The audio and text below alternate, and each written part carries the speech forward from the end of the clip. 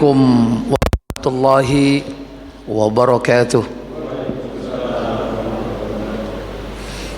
Innal hamdalillah nahmaduhu wa nasta'inuhu wa nastaghfiruh wa na'udzu billahi min sururi anfusina wa min sayyiati a'malina.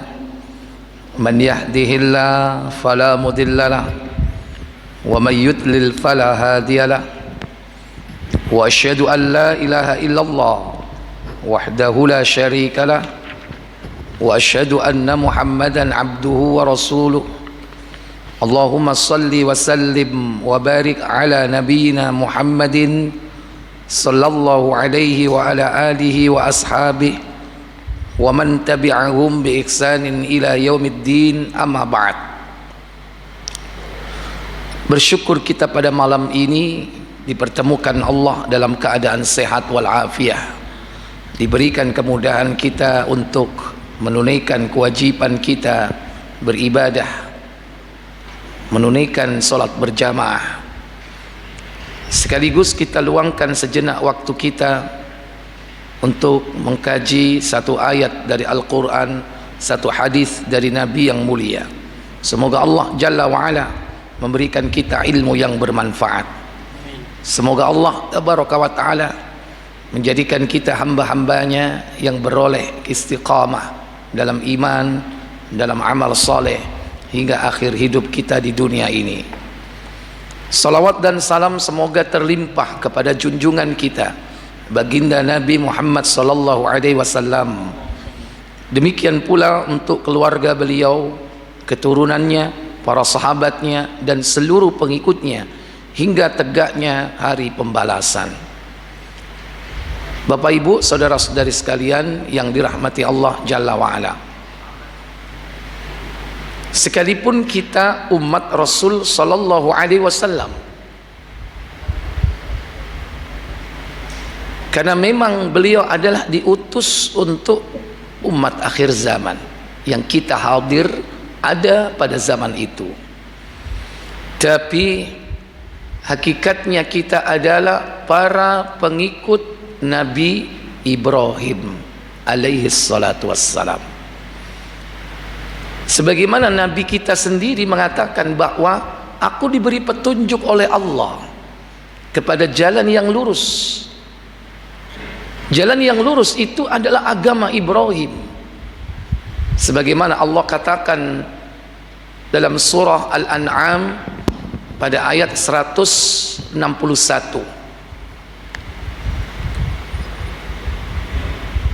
Kata Allah Jalla wa'ala, Qul innani hadani rabbi ila siratim mustaqim. Qul innani hadani rabbi ila siratim mustaqim dinan qiyaman millata Ibrahim hanifa wa ma kana minal musyrikin. Apa kata Allah Jalla wa'ala? Katakanlah, sesungguhnya aku telah ditunjuki oleh Tuhanku kepada jalan yang lurus, yaitu agama yang benar, agama Ibrahim yang lurus, dan Ibrahim itu bukanlah termasuk orang-orang yang musyrik. Iya. Qul, katakan Muhammad kepada umatmu, innani hadani rabbi, sesungguhnya aku telah diberi petunjuk oleh Rabbku, ila siratim mustaqim, kepada jalan yang lurus. Itulah yang kita minta setiap hari, tidak kurang dari 17 kali dalam sehari semalam kita minta siratal mustaqim. Nabi sendiri mengklaim bahwa beliau telah mendapatkan siratal mustaqim itu, yang kita dianjurkan pula untuk mengikutinya. Apa siratal mustaqim itu? Dinan qiyaman, agama yang benar. Agama siapa? Millata Ibrahim, itu agama Ibrahim hanifa, yang lurus, wa ma kana minal musyrikin, dan beliau bukan termasuk orang-orang yang berbuat musyrik. Maka kalau kita lihat semua amal ibadah kita ini bersumber dari Nabi Ibrahim, yang kemudian diteruskan, dilanjutkan oleh Nabi kita Muhammad sallallahu alaihi wasallam. Dan Nabiullah Ibrahim sudah sukses menghadapi berbagai macam ujian yang Allah berikan kepada beliau. Bahkan ujian itu diberikan kepada keluarga beliau, dan mereka semua telah menunaikan dengan baik. Makanya pantas Ibrahim dijanjikan akan menjadi panutan untuk seluruh umat manusia. Allah berjanji Nabi Ibrahim akan dijadikan sebagai pemimpin. Dalam surah Al-Baqarah surat kedua ayat 124 disebutkan dalam ayat tersebut, wa idzibtala Ibrahima rabbu bikalimatin fa'atammahun wa idzibtala Ibrahima rabbuhu bikalimatin fa'atammahun qala inni ja'iluka linnasi imama qala wa min dzurriyyati qala la yanalu ahdil zalimin. Apa katanya? Dan ingatlah ketika Ibrahim diuji Tuhannya dengan beberapa kalimat perintah dan larangan, lalu Ibrahim menunaikannya. Allah berfirman, sesungguhnya aku akan menjadikanmu imam bagi seluruh manusia. Ibrahim berkata, dan saya mohon juga dari keturunanku. Allah berfirman, janjiku ini tidak mengenai orang yang zalim. Wa idzibtala Ibrahim rabbuhu, dan ingatlah ketika Ibrahim diuji oleh Rabbnya Allah tabaraka wa taala bikalimatin, dengan beberapa kalimat. Para ulama ahli tafsir di kalangan para tabi'in, mereka merujuk kepada yakni Ibnu Abbas radhiyallahu taala anhuma, bahwa kalimat-kalimat syar'iyyah yang diujikan oleh Allah kepada Ibrahim berisi perintah dan larangan. Kalimat-kalimat itu ditunaikan dengan baik oleh Nabi Ibrahim. Fa'atammahun. Apa isi dari kalimat-kalimat itu? Seluruh ujian yang Allah berikan kepada Nabi Ibrahim dan keluarganya, itulah yang kemudian kita ikuti, kita napak tilasi sebagai satu amal ibadah yang sampai hari ini kita kerjakan. Sehingga Ibnu Abbas menjelaskan tentang makna kalimat itu. Pertama, Allah mengujinya dengan toharo, 10 fitrah. Itu sudah kita bahas pada pertemuan sebelumnya. Kemudian makna kalimat-kalimat yang diujikan oleh Allah kepada Nabi Ibrahim, yaitu tentang manasik. Arti manasik itu sendiri adalah ibadah. Yang dimaksud manasik di sini yaitu pelaksanaan ibadah haji, umrah, kurban. Itulah yang kita napak tilasis sampai hari ini. Yakni berkaitan dengan rukun Islam yang kelima dan juga ibadah-ibadah yang lainnya. Para bapak ibu, saudara-saudari sekalian yang dirahmati Allah tabaraka wa taala, Allah telah memberikan ujian kepada Nabi Ibrahim dan keluarganya sejak beliau sebelum dijadikan sebagai nabi. Sejak kecil beliau, Nabiullah Ibrahim, sudah hidup di tengah-tengah yaitu orang-orang yang menyembah berhala. Bapaknya Azar produsen berhala, yaitu yang membuat patung-patung kaum Kaldani atau Kusdani, di mana mereka menyembah bintang yang 7. yang diwujudkan dalam bentuk patung. Kemudian Nabi Ibrahim adalah orang yang menentang, manusia satu-satunya yang saat itu bertauhid, yang menentang semua perilaku kaumnya, termasuk yaitu bapaknya sendiri. Maka Nabiullah Ibrahim sejak muda dia sudah terusir dari negerinya. Kemudian dia pergi dari negeri Babilonia atau dari kaum Kaldani menuju ke negeri Kan'an, yaitu Filistin, kemudian melewati Mesir. Disitulah banyak ujian yang dihadapi oleh Nabiullah Ibrahim alaihissalatu wassalam beserta istrinya yang bernama Sarah. Dua manusia yang saat itu bertauhid, ditambah satu lagi keponakannya yaitu Nabi Lut, yang kemudian keluar dari negerinya menuju ke negeri Sadum atau Sodom untuk mendakwai kaumnya yang melampaui batas. Sementara ketika Nabi Ibrahim melewati negeri Mesir, bertemu dengan Fir'aun yang hendak memperdaya Sarah. Dan kemudian Sarah pun diselamatkan oleh Allah Jalla wa'ala. Nabi Ibrahim dikasih hadiah seorang wanita bangsa Kipti yang bernama Hajar. Nabi Ibrahim belum memiliki anak, dengan Sarah sudah bertahun-tahun. Nabi Ibrahim berharap memiliki anak yang akan meneruskan cita-cita tauhid, iqamatuddin di muka bumi ini.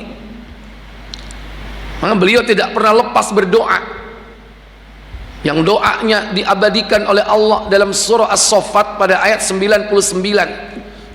Rabbi habni minas salihin. Apa kata Allah Jalla wa'ala? Surat 37 ayat 99.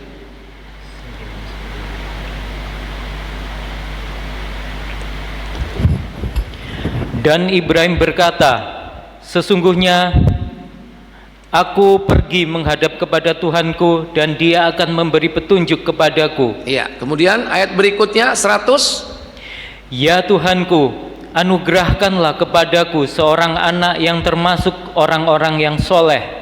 Ini doa Nabiullah Ibrahim, setiap saat berharap kepada Allah agar diberikan anak yang saleh, yang meneruskan yakni cita-cita penegakan tauhid di muka bumi ini. Karena saat itu tidak ada yang bertauhid kecuali Nabi Ibrahim, kemudian Sarah, dan kemudian Lut alaihissalam. Baru setelah Hajar hadir menjadi yakni hadiah dari Raja Fir'aun, menjadi pelayan, pembantu, yang kemudian nanti menjadi istri kedua Nabi Ibrahim. Tapi Nabi Ibrahim terus berdoa sampai usia lebih dari 80 tahun, Pak. Karena beliau diberikan kabar gembira akan punya anak itu usia 86. Makanya Allah kabarkan pada ayat 101, wa basyarnahu bighulamin halim. Apa katanya?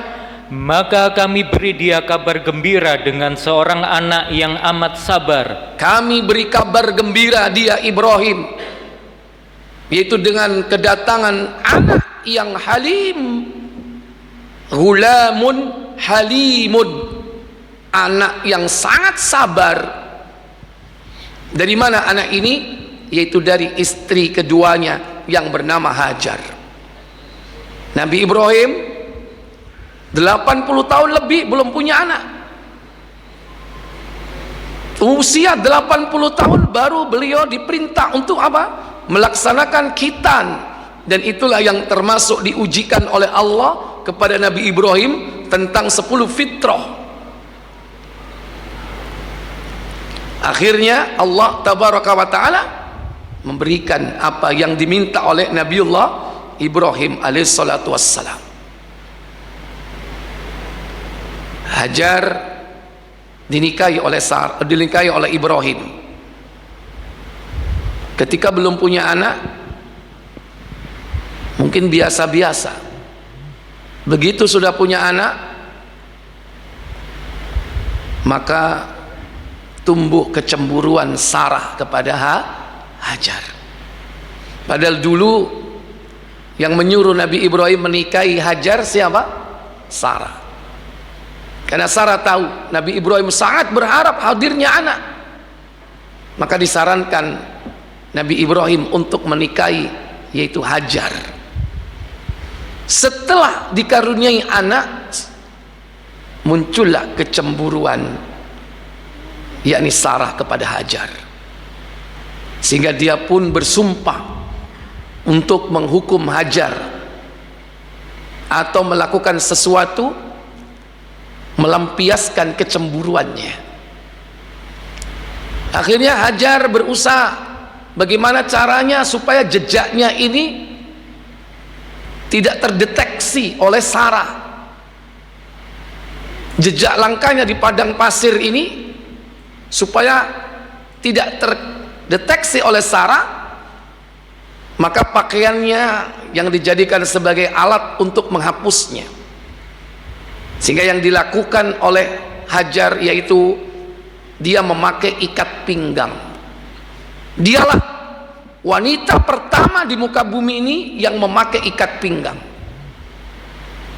sebagaimana diterangkan dalam hadis Bukhari digital 3113.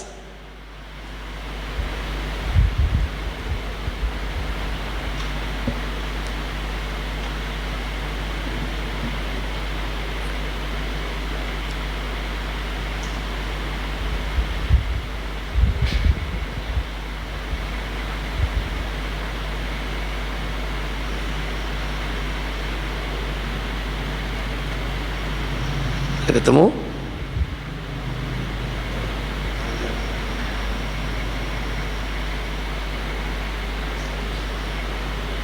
Dari Ibnu Abbas radhiyallahu taala anhuma,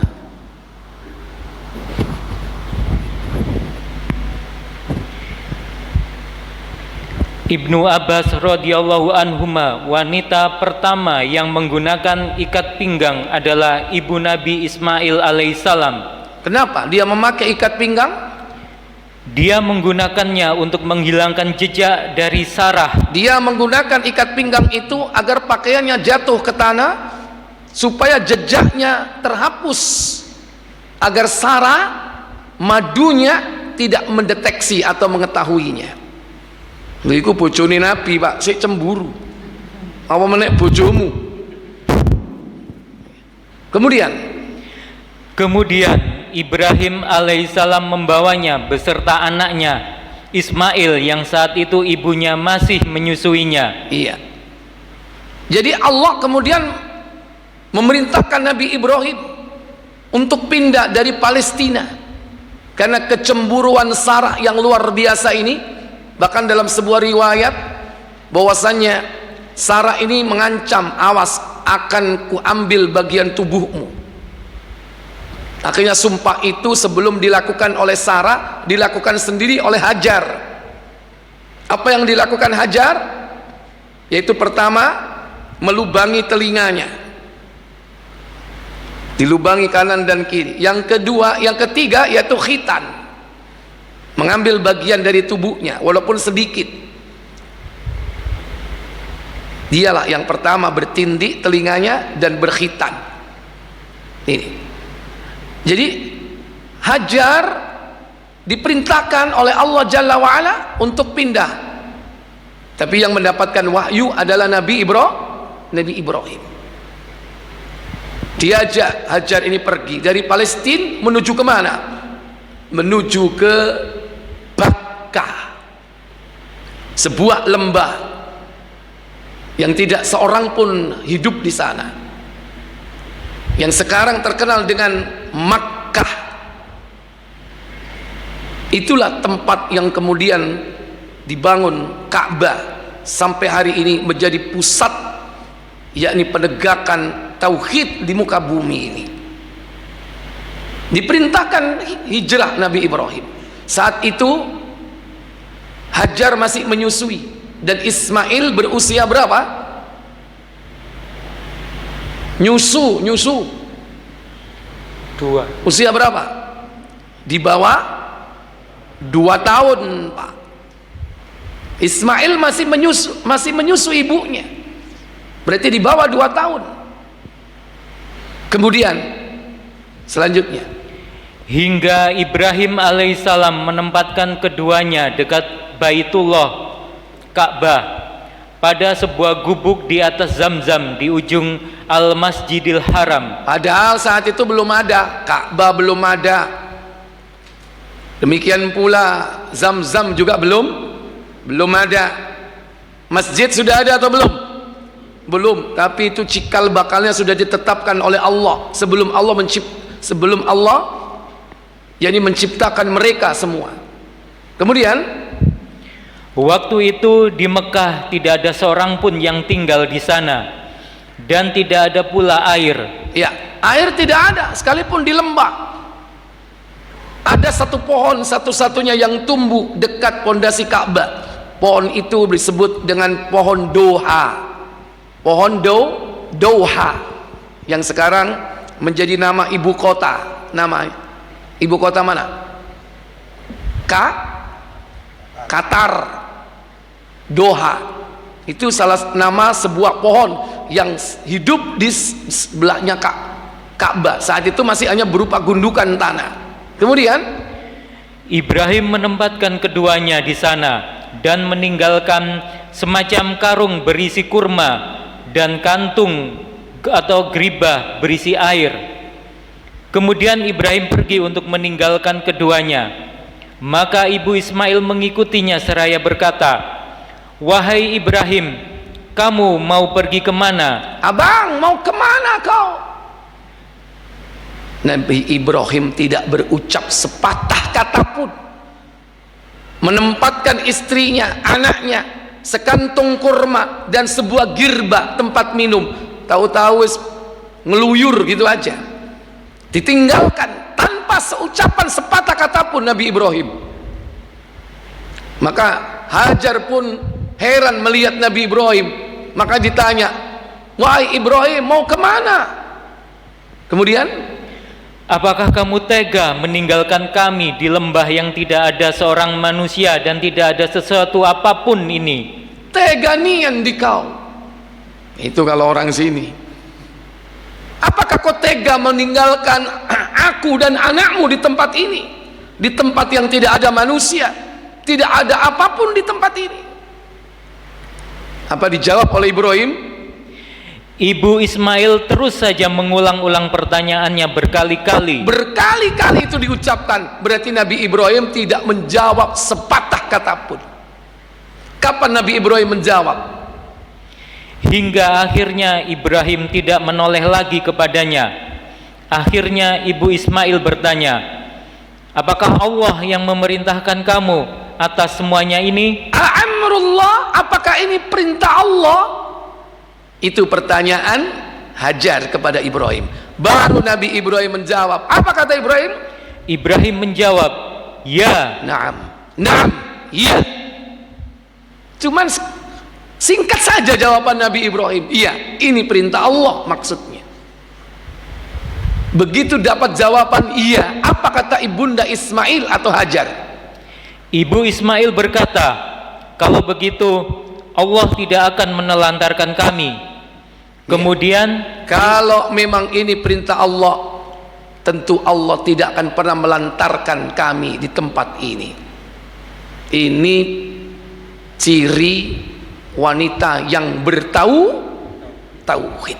Begitu mendengar bahwa ini perintah Allah, dia yakin bahwa siapa yang mengerjakan perintah Allah dengan baik, pasti Allah tidak akan menyia-nyiakannya. Didikan siapa wanita seperti ini, Pak? Begitu tegar ditinggal di tempat itu sendirian. Didikan siapa? Didikannya Nabi Ibrahim. Padahal belum lama bersama Nabi Ibrahim kan? Beda dengan Sarah yang sudah bertahun-tahun. Tambah lebih dahsyat lagi tentunya. Hajar saja yang seperti itu begitu hebatnya menjadi wanita tangguh, ditinggalkan sendiri dia di tempat itu. Kemudian Nabi Ibrahim ketika sampai di Saniyatil Wada, dia melihat dari kejauhan anak dan istrinya. Saat itu belum ada apa-apa, Pak, belum ada bangunan seperti sekarang, dari jauh kelihatan itu. Kemudian apa yang diucapkan oleh Nabi Ibrahim? Kemudian Ibu Ismail kembali dan Ibrahim melanjutkan perjalanannya hingga ketika sampai pada sebuah bukit dan orang-orang tidak melihatnya lagi. Ibrahim menghadap ke arah Ka'bah lalu berdoa untuk mereka dengan beberapa kalimat doa dengan mengangkat kedua belah tangannya. Katanya, apa katanya? Doa ini diabadikan oleh Allah Tabaraka wa Ta'ala, yaitu di dalam surah Ibrahim, surah yang ke-14, Kak, surah 14, itu ayat yang ke-37 insyaallah.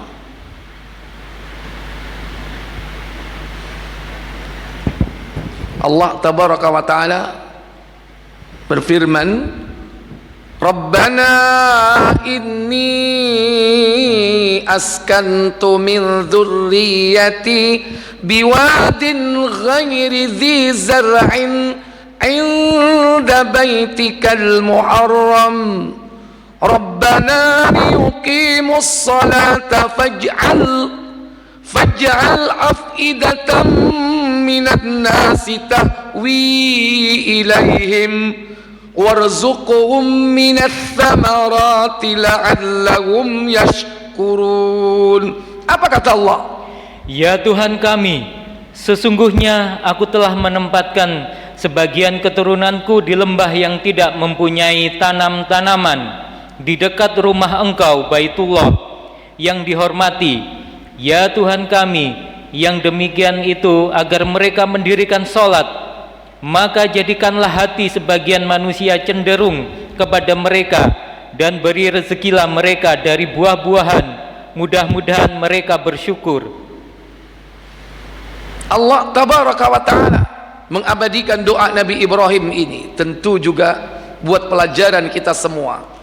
Rabbana, wahai Rabb kami, kata Ibrahim, inni askantu min dzurriyyati, sungguh aku telah menempatkan sebagian keturunanku biwadin ghairi dzi zar'in, di suatu lembah yang tidak ada tanam-tanaman satupun, inda baitikal muharram, yaitu di samping rumahmu yang mulia.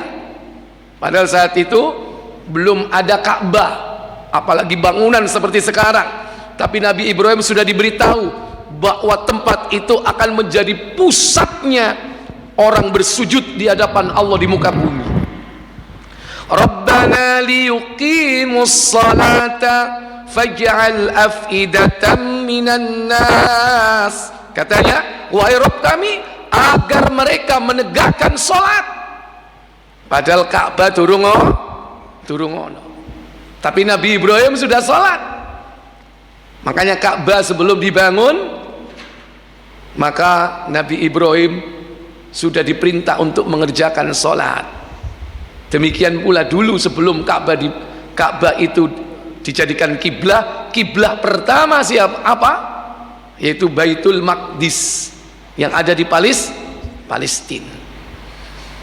Kemudian tahwi ilaihim, jadikan hati-hati manusia itu cenderung kepada mereka, cinta kepada mereka, yaitu Ismail dan ibunya, sehingga mereka hidup di sana. Sampai saatnya Allah kemudian memerintahkan ujian-ujian berikutnya yang tidak kalah hebatnya. Warzuqhum minats tsamarat, dan agar mereka mendapatkan rizki dari buah-buahan. Padahal tidak ada satupun tanaman buah yang tumbuh. Tapi doa Nabi Ibrahim ini terbukti. Apa yang tidak ada hari ini di Mekah, di sekitar Ka'bah? Buah-buahan ada, rambutan, pisang, jeruk, salak juga ada. Kenapa? Karena Allah datangkan buah-buah itu dari negeri yang lain. Nek gak percaya sampean rono nang bin Dawud, nang buri delon ini buah lengkap nggak buahnya? Lengkap, tapi bukan tumbuh di situ, dari negeri lain dikirim ke situ. Ini bukti Nabi Ibrahim doanya dikabulkan oleh Allah Jalla wa'ala. Tentu buah-buah yang umum Pak, jangan tanya kesemek ya kan, nah, kesemek itu nang desomu ya, ini buah yang umum, lo tanya keres ya kan. Kemudian Allah tabaraka wa ta'ala menjadikan ibunda Ismail Hajar ini sebagai salah satu keluarga beliau yang perjalanan hidupnya ini juga diikuti oleh orang-orang sesudahnya. Apa yang terjadi pada Hajar setelah keduanya kehabisan air sehingga tidak ada bekal untuk makan dan minum? Kembali ke hadis, silakan. Kemudian ibu Ismail mulai menyusui anaknya dan minum dari air persediaan hingga ketika air yang ada pada geribah habis, dia menjadi haus, begitu juga anaknya. Lalu dia memandang kepada Ismail sang bayi yang sedang meronta-ronta. Dia berkata berguling-guling di atas tanah. Kemudian Hajar pergi meninggalkan Ismail dan tidak kuat melihat keadaannya. Maka dia mendatangi Bukit Syafa sebagai gunung yang paling dekat keberadaannya dengannya. Dia berdiri di sana lalu menghadap ke arah lembah dengan harapan dapat melihat orang di sana. Ya. Namun dia tidak melihat seorang pun. Itulah yang dilakukan oleh orang-orang yang sa'i hari ini. Dari Bukit Sofa kemudian pergi ke Bukit Marwah, tidak lain menapak tilasi perjalanan manusia-manusia mulia, yaitu Hajar ibunda Ismail. Ketika saat itu kehabisan air, maka ibunda Ismail berusaha untuk mendapatkan air, walaupun dengan cara mungkin barangkali meminta kepada orang yang dilihatnya. Maka yang dilakukan, dia naik ke bukit. Kalau ada orang yang lewat di lembah, ternyata tidak ada. Setelah itu dia lari ke bukit sebelahnya, kurang lebih jaraknya 380 meter Pak, 380 meter, lumayan nggak? Lumayan kan? Hampir 400 meter. Di Bukit Marwah pun dia naik di sana. Dia naik di ketinggian, kalau ada orang lewat dan bisa dimintai air, ternyata tidak ada. Begitulah kembali lagi ke Bukit Sofa. Di sana tidak ada, balik lagi ke Marwah.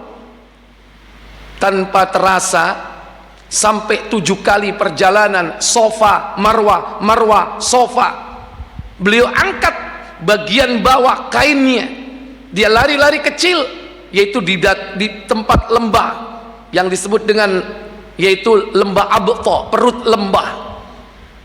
Itulah yang kemudian sekarang diberi tanda lampu hijau, dan kita dianjurkan bagi laki-laki untuk lari-lari kecil dan berdoa dan berzikir.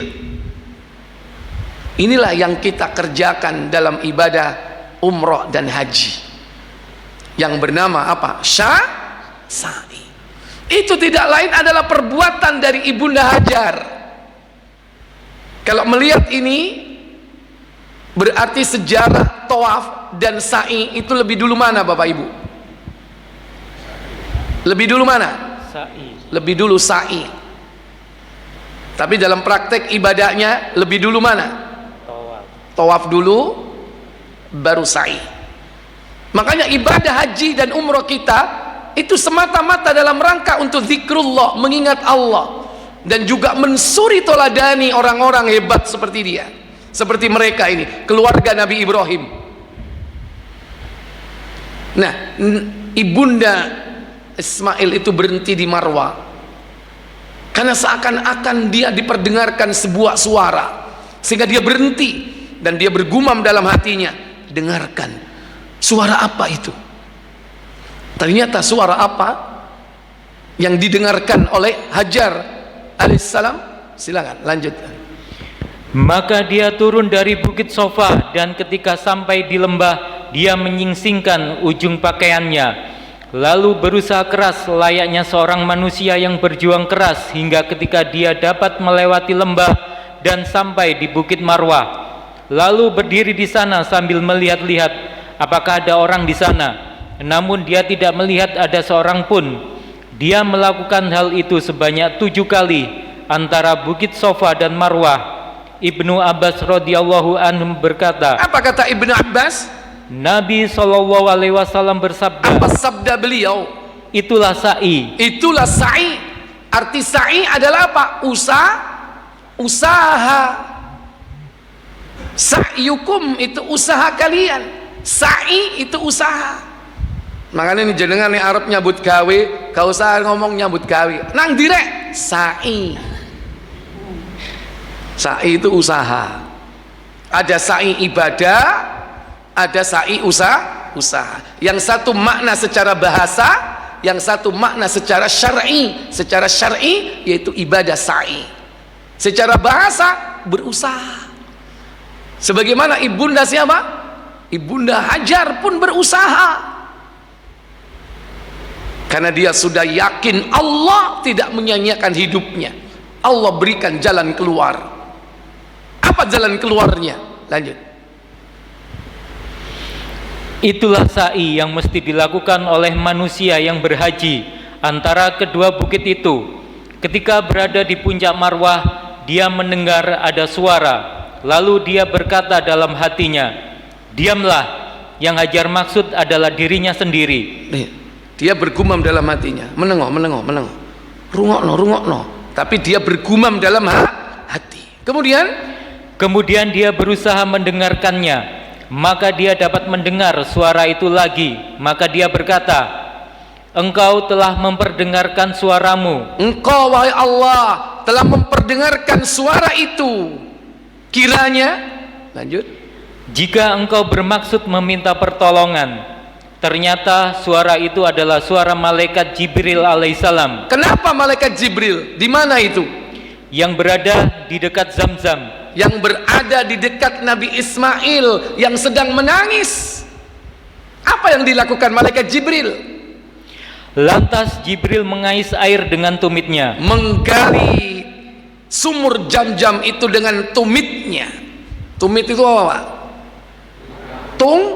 Tungkaknya. Berarti malaikat Jibril asli atau nyamar? Asli apa nyamar? Nyamar sebagai apa? Manusia. Ini asli ontek. Hancur Mekah. Godene sakmono malaikat Jibril.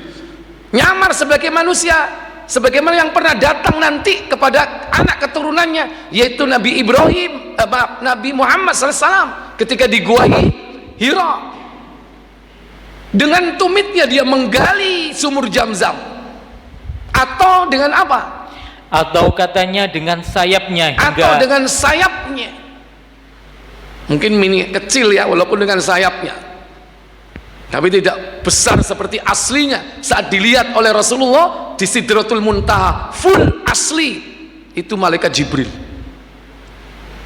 Ternyata sumur Zam-Zam itu bukan dari hentakan kaki Nabi Ismail, tapi digali oleh siapa? Malaikat Jibril. Makanya filmnya itu keliru. Mungkin ngerubah itu. Siapa sing gawe skenario? Ternyata bukan versi kita. Versi siapa? Versi mereka, orang-orang Bani Israel. Kenapa? Versi mereka, Bani Israel. Karena orang Yahudi menganggap Jibril sebagai musuh. Makanya nggak perlu dimasukkan dalam apa? Sebagai aktor kisah, ya, sebagai aktor yang akan membuat orang takjub. Dan ini bukan kisah sekedar kisah, ini kebenaran diucapkan, disampaikan oleh manusia yang benar dan dibenarkan, Nabi kita Muhammad SAW.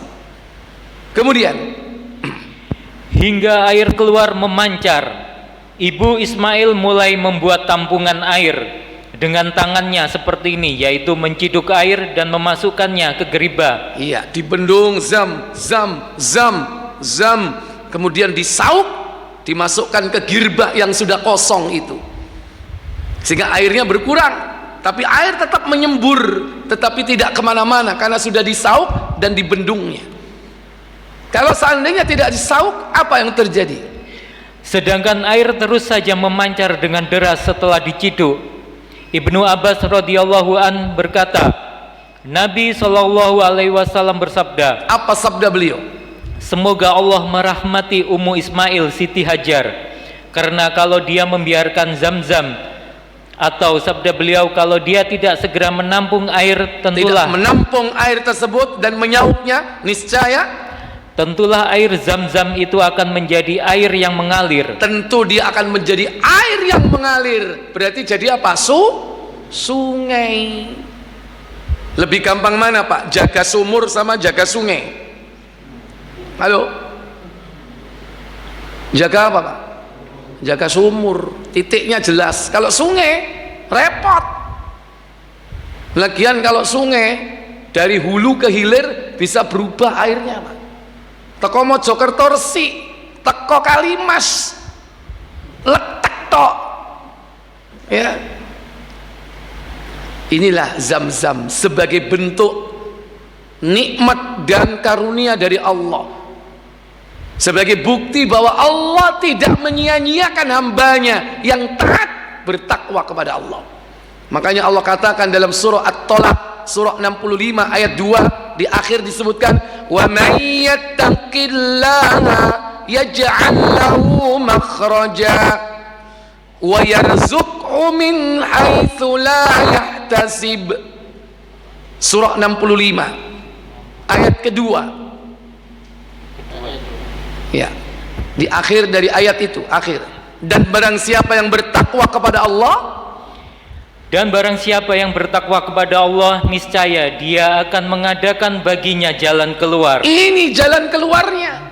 Banyuntek, kurmontek, dikasih air melimpah, namanya Zam-Zam. Maka siapa yang bertakwa kepada Allah diberikan jalan keluar. Dan pada ayat berikut, ayat ketiga, Allah katakan wa yarzuqhu min haitsu la yahtasib, yaitu ya, Ustaz. Dan akan memberikan rizki, dan memberinya rezeki dari arah yang tiada disangka-sangkanya. Dari arah yang tidak disangka-sangkanya. Siapa yang menyangka ternyata air melimpah tidak jauh dari keberadaan Ismail yang saat itu menangis karena kehausan, dan air itu hingga saat ini masih memancar, karena air ini mukjizat dan merupakan air terbaik di muka bumi ini, karena di dalamnya mengandung yaitu syifa, penawar dari segala macam penyakit. Makanya kita berdoa, Allahumma inni as'aluka ilman nafi'ah wa rizqan wasi'an wa syifaan min kulli da', penyembuh, penawar dari segala macam penyakit. Antum bisa merasakan mukjizat ini sampai hari ini, mukjizat yang bisa dinikmati. Nah, kemudian lanjut. Akhirnya dia dapat minum air dan menyusui anaknya kembali. Kemudian malaikat berkata kepadanya, apa kata malaikat Jibril? Janganlah kalian takut ditelantarkan, karena di sini adalah rumah Allah yang akan dibangun oleh anak ini dan ayahnya. Nanti anak ini akan membangun Baitullah di tempat ini, dibangun oleh anak ini dan bapaknya. Siapa? Ibrahim.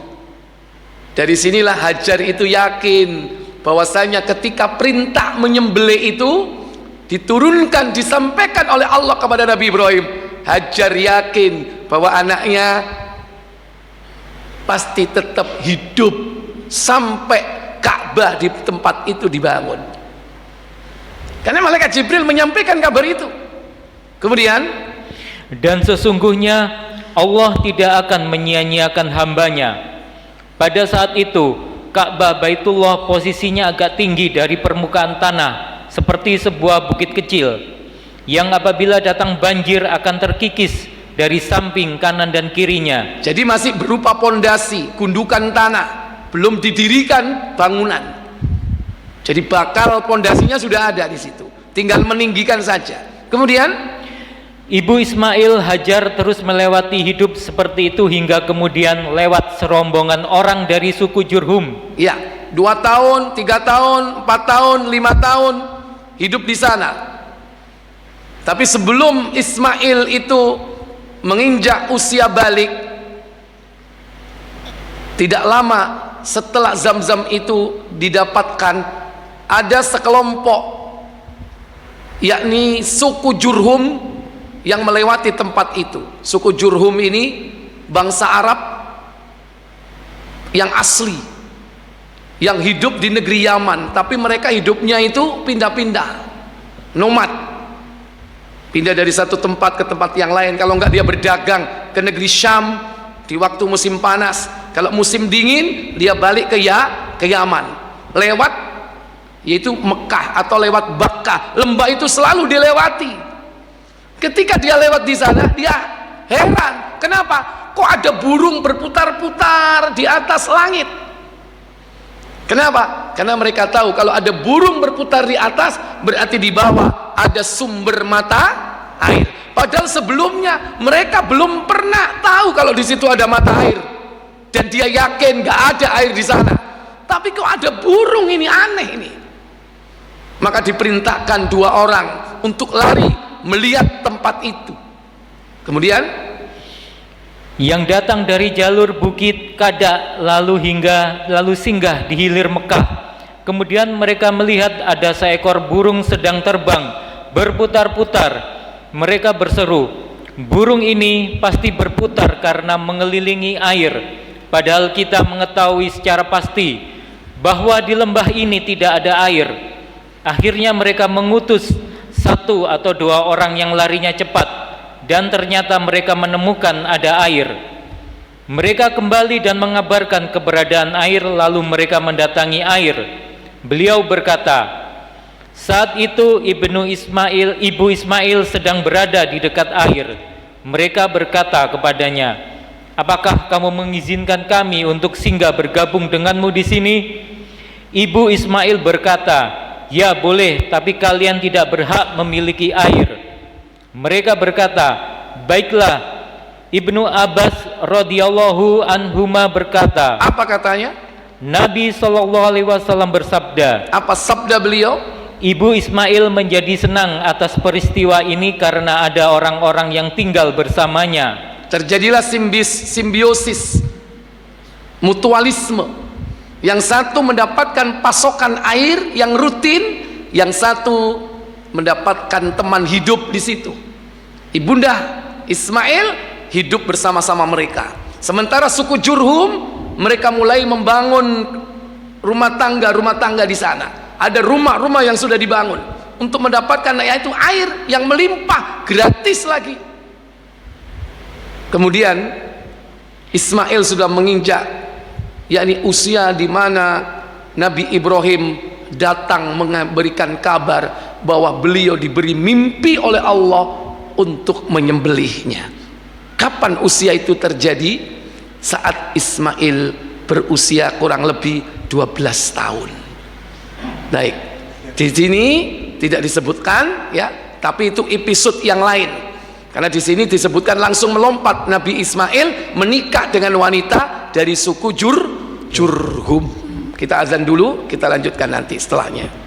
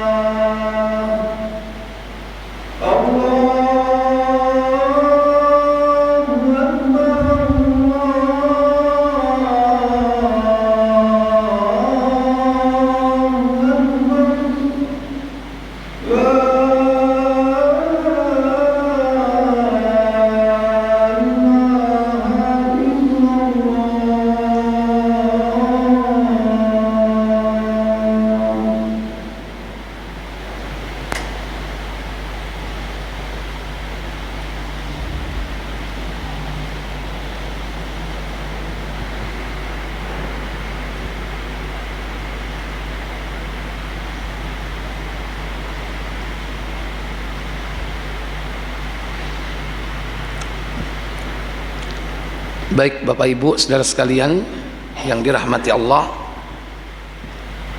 setelah Nabiullah Ismail tumbuh di kalangan Bani Jurhum atau suku Jurhum, Nabiullah Ismail belajar bahasa Arab dan dia sangat cerdas, pintar, sangat menyenangkan hati mereka. Karena Nabi Ismail bukan orang Arab, Ibrahim bukan orang Arab, Hajar orang Mesir, Kipti. Jadi blasteran, Ismail itu bukan orang Arab. Cuman nanti setelah itu menikah dengan wanita bangsa Arab asli, suku Jurhum, sehingga keturunannya pun akhirnya disebut dengan musta'aribah, apa, bangsa yang diarabkan, karena yaitu dari pihak siapa? Dari pihak wanita Arabnya, kalau lakinya tidak. Disitulah nanti kemudian ada Nabi kita Muhammad sallallahu alaihi wa alihi wasallam. Nah, sebelum Nabiullah Ismail menikah dengan wanita suku Jurhum, tentu syarat menikah itu yaitu setelah baligh. Balik kalau berdasarkan usia berapa? 15 tahun. Walaupun bisa jadi seorang itu sampai kepada usia balik sebelum dia usia 15 tahun, karena berdasarkan ikhtilam, yaitu mimpi basah. Tapi disebutkan bahwa ada rentang waktu di mana Nabiullah Ismail, beliau ini didatangi oleh Nabi Ibrahim. Nabi Ibrahim datang menjenguk anaknya dan istrinya. Saat itu Hajar masih ada, masih hidup saat itu. Nah, saat itulah kemudian Allah tabaraka wa taala menguji dengan ujian berikutnya. Kalau dulu ujian memindah anaknya dan istrinya ke lembah yang tidak ada manusia, ini merupakan ujian berat. Siapa yang tega sebetulnya meninggalkan istri dan anak di tempat yang tidak ada manusia? Tapi karena dia lebih cinta kepada Allah, cintanya kepada istri dan anak-anaknya jauh di bawahnya. Itu tidak lain adalah ujian. Apakah Nabi Ibrahim cinta kepada Allah ataukah cinta kepada Hajar atau Ismail? Ujian cinta berikutnya apa itu? Nabiullah Ibrahim diuji apakah dia cinta kepada Allah ataukah cinta kepada Ismail, sehingga Allah kemudian memberikan wahyu melalui mimpi pada ayat 102 surah As-Saffat. Buka tafsir Ibnu Katsir. Falamma balagha ma'ahu as-sa'ya qala ya bunayya inni ara fil manami anni adbahuka fanzur madza tara. Apa kata Allah Jalla wa Ala? Maka tatkala, surat 37 ayat 102, silakan.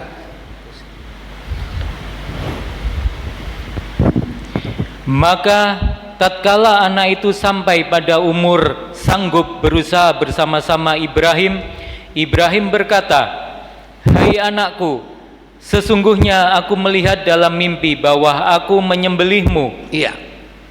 Maka fikirkanlah apa pendapatmu. Falamma balagha ma'ahu sa'ya. Maka tatkala Nabi Ismail sampai kepada usia sanggup bisa diajak bekerja bersama Ibrahim. Dalam sejarah, Nabi Ismail dan Ishak, putra Nabi Ibrahim dari istri pertamanya, itu terpaut 13 tahun. Terpaut 13 tahun. Begitu para ahli sejarah menyampaikan tentang rentang waktu perbedaan usia antara Ismail dan Ishak 13 tahun. Ketika perintah menyembelih, kira-kira Ishak sudah ada atau belum? Hah? Belum. Kalau seandainya mas sudah ada, mungkin tidak sedahsyat kalau tidak ada, tidak sedahsyat kalau ada, ya. Kenapa? Karena ono ganti nih. Ismail kongkon dibelerek gak popo, iki adike se ono, iya kan? Cadangan. Sehingga apa? Sehingga rasa cintanya tidak seperti kalau dia tidak punya anak yang lain.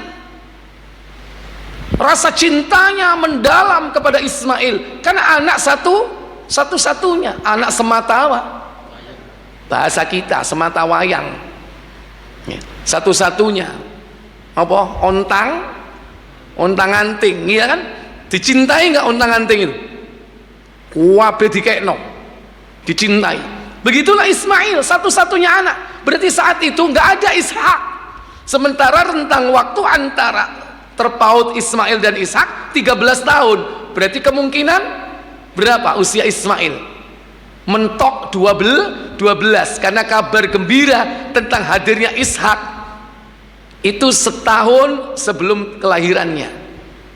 Artinya kan hamil dulu Sarah, kurang lebih 9 bulan lebih, ya berarti dikurangi 9 bulan lebih, ya kurang lebih setahun. Berarti 13 dikurangi setahun 12, itu mentok usia Ismail. Pantas kalau usia 12 tahun itu bisa diajak untuk membantu bapaknya. Nek arek saiki mungkin kelas piro? 12 tahun, kelas 6, ya kan? Sudah bisa diajak, sudah mumayyiz tentunya. Dan ini ujian berat Ibrahim. Nabi Ibrahim bermimpi, ternyata mimpinya luar biasa. Diperintah Ibrahim menyembelih Ismail. Kata Ibrahim, inni ara fil manam, aku melihat dalam tidurku, anni atba'uk, bahwa aku menyembelihmu, fandur madza tara, bagaimana wahai anakku, bagaimana pendapatmu tentang mimpiku ini? Apa jawaban Ismail? Ia menjawab, hai bapakku, ya abatif'al ma tu'mar, kerjakanlah apa yang diperintahkan kepadamu. Kerjakan apa yang diperintahkan Allah kepadamu. Ini Pak jawaban anak yang soleh. Mudah-mudahan satajiduni insyaallahu minas sabirin. Apa kata Ismail? Insyaallah kamu akan mendapatiku termasuk orang-orang yang sabar. Itu bukti kalau Ismail disebut oleh Allah dengan ghulamun halim, yaitu anak yang sabar, santun. Beda nanti adiknya Ishak, disebutkan dalam surah Az-Zariyat ghulamun alim, anak yang pintar. Makanya keturunannya pinter-pinter Pak.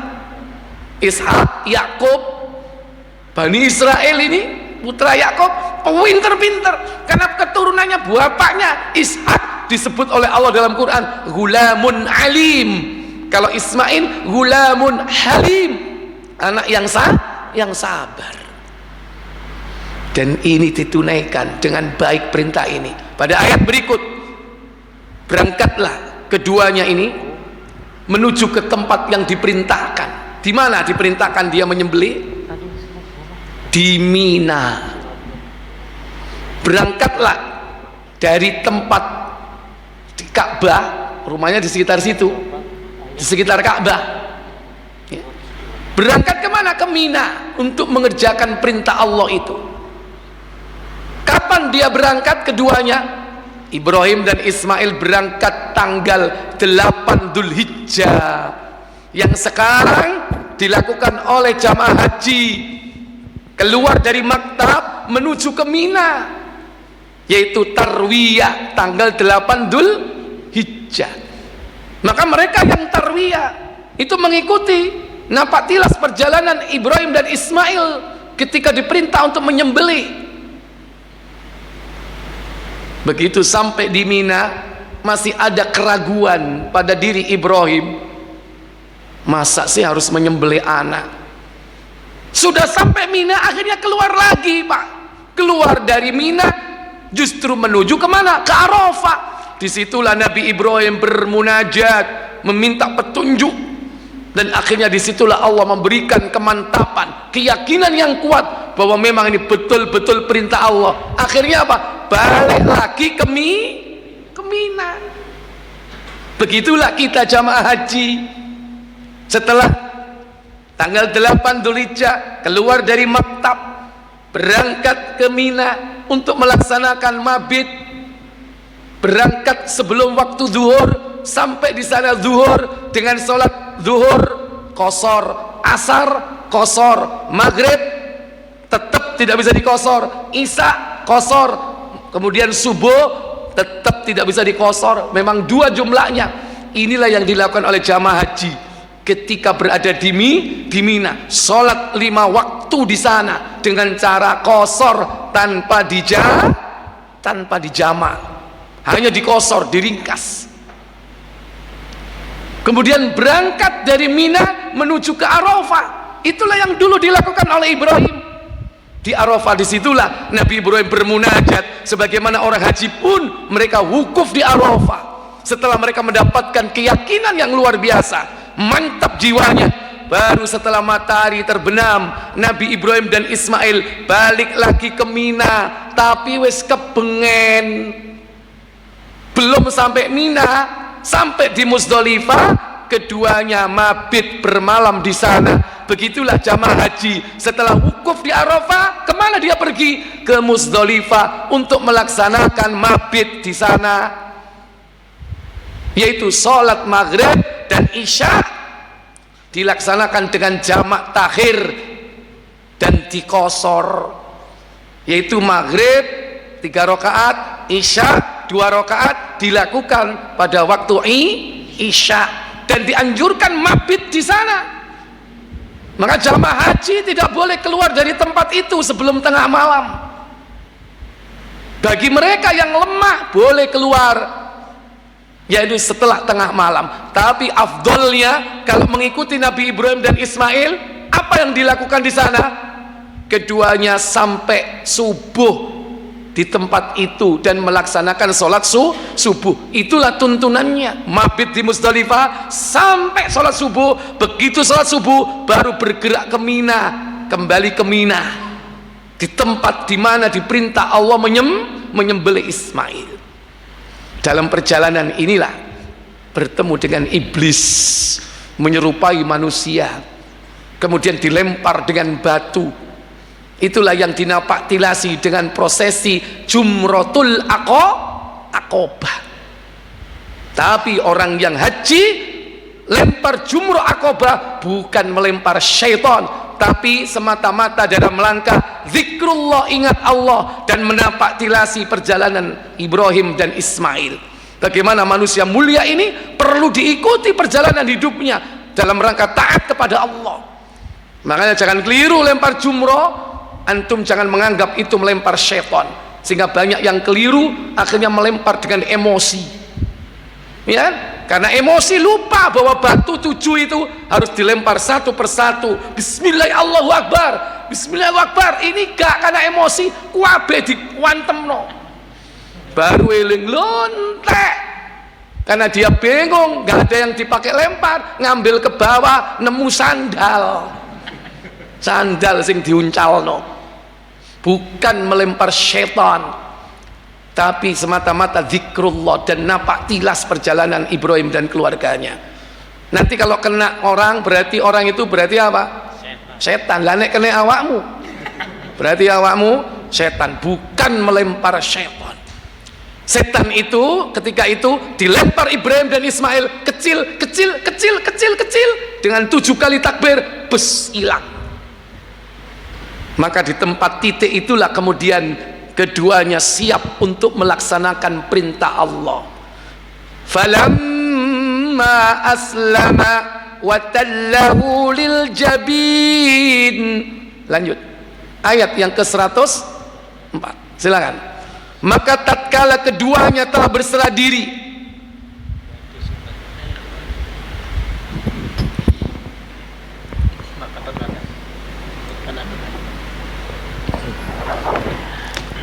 tatkala keduanya telah berserah diri, keduanya telah berserah diri. Diterangkan dalam tafsir apa? Ibrahim siap dengan pisau besarnya. dan Ibrahim membaringkan anaknya atas pelipisnya. Nabi Ibrahim membaringkan Ismail atas pelipisnya, merunduk. Nyatalah kesabaran keduanya. Berarti keduanya telah betul-betul melaksanakan perintah. Dalam tafsir disebutkan Nabi Ibrahim menggerakkan pisau ini ke leher Ismail, ternyata tidak tergores sedikit pun, seakan ada tembaga yang melapisi leher Ismail. Deget mau, Bismillahirrahmanirrahim, kaiso Pak. Dipukulkan itu pisaunya di batu di sampingnya, pecah, hancur. Begitu kuatnya pisau Nabi Ibrahim itu. Dicoba lagi ke leher Ismail, ternyata nggak bisa Pak. Maka Allah akhirnya menyeru dari langit, fanadaina ayya Ibrahim qad saddaqta ru'ya. Apa katanya? Dan kami panggil dia, hai Ibrahim. Ya Ibrahim, sungguh engkau telah membenarkan mimpi itu. qad saddaqta ru'ya, engkau telah membenarkan mimpi itu. Mana bukti kalau beliau membenarkan? Yaitu dijalankannya pisau itu di leher Ismail. Berarti sudah membenarkan. Tapi Allah tidak menghendaki kematian Ismail dengan cara itu. Berarti keduanya telah lulus ujian. Ujian apa ini? Ujian cinta. Dan inilah yang kita nampak tilasi dengan ibadah kurban. Kurban itu adalah ujian cinta, yaitu cinta. Apakah kita cinta kepada Allah ataukah cinta kepada harta kita? Harta senilai seekor kambing. Nah, kalau Ismail asli Pak, diuji antara Allah dan anak. Kalau kita enggak Pak, harta senilai seekor kambing, piro kira-kira? Berapa Pak? Satu ekor? 3 juta. Nggih. Kalau seandainya ya saat kurban mulai tanggal 1 sampai 13, saat itu punya harta senilai 3 juta, kemudian di saat yang sama ada HP terbaru nilainya 3 juta, pertanyaannya kayak itu wedhus apa kayak itu HP? Halo? Disitulah ujian cinta. Nabi Ibrahim sudah lulus, bagaimana dengan kita? Maka Allah memberikan jalan keluar bagi Ibrahim dan Ismail. Apa jalan keluarnya? Pada ayat berikutnya, ayat 16 atau 15, wa fadainahu bidzibhin azim, dan kami tebus. Apa katanya? Dan kami tebus dia Ismail bidzibhin azim, yaitu dan kami tebus anak itu dengan seekor sembelihan yang besar. Sembelihan yang besar apa? Domba. Dalam tafsir diterangkan apa? Allah mengambil domba dari surga. Pertama, jantan. Kedua, berwarna putih. Ketiga, bertanduk. Keempat, bermata bagus. Jadi matanya itu ada warna hitam Pak, koyok kocomotoan. Kuabe putih, ono warna ireng uluwe iku nang motoe loro ngene, melingkar. Golek ono wedhus koyok ngono, itu domba yang paling ideal. Putih, jantan, bertanduk, bermata bagus, dan diikat dengan tali dari rumput samura yang dari surga. Dan itulah sembelian yang afdol. Makanya cari yang seperti itu. Nanti ikhwatal iman, inilah napak tilas perjalanan manusia-manusia mulia. Oleh karena itu seluruh ibadah yang kita lakukan hari ini, mulai sholat, haji, umroh, di dalamnya ada tawaf, ada sa'i, di situ ada kurban, semua itu adalah yakni agama Nabi Ibrahim yang diteruskan oleh Nabi kita Muhammad sebagai keturunannya, dan kita pengikut Nabi Muhammad pun melanjutkannya sampai hari ini. Maka tidak heran kalau dalam sholat kita selalu memberi royalti doa. kepada dua manusia. Allahumma salli ala Muhammad wa ala ali Muhammad kama sallaita ala Ibrahim wa ala ali Ibrahim. Enggak ada Pak salat menyebut nama manusia. Salat itu yang disebut nama Allah terus, tapi manusia disebut dalam salat cuma dua, Muhammad dan Ibrahim. Itu artinya apa? Sebutan ini sampai akhir zaman, dan tentu itu adalah keberkahan dan pahala buat mereka. Nah, kita dianjurkan seperti mereka agar kita pun mendapatkan keberkahan seperti mereka. Wallahu a'lam. Mungkin ini yang bisa saya sampaikan. Ini singkat ya, melompat-lompat materinya. Semoga bermanfaat karena waktu yang terbatas. Sementara tidak ada pertanyaan karena sudah cukup malam. Semoga bermanfaat untuk kita semua. Wa akhiru da'wana walhamdulillahi rabbil alamin. Subhanakallahumma wa bihamdik asyhadu an la ilaha illa anta astaghfiruka wa atubu ilaik. Wassalamualaikum warahmatullahi wabarakatuh.